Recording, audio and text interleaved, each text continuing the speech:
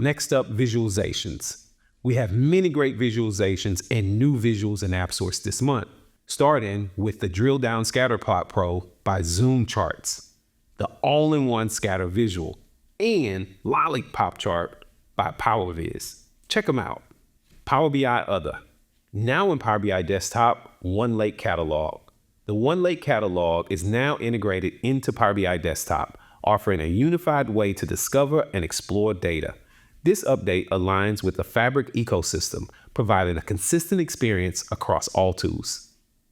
That's it for the updates this month, but now Power BI Spotlight.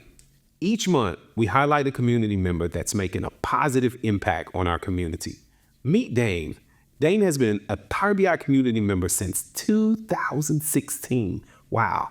He's received over 1,000+ kudos, authored over 700+ solutions, and has over 2,700+ replies.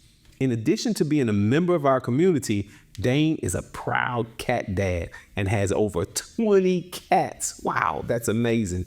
He's also known as Dax Jutsu, I think I got that right, on his YouTube channel and in the Power BI Philippines Facebook group.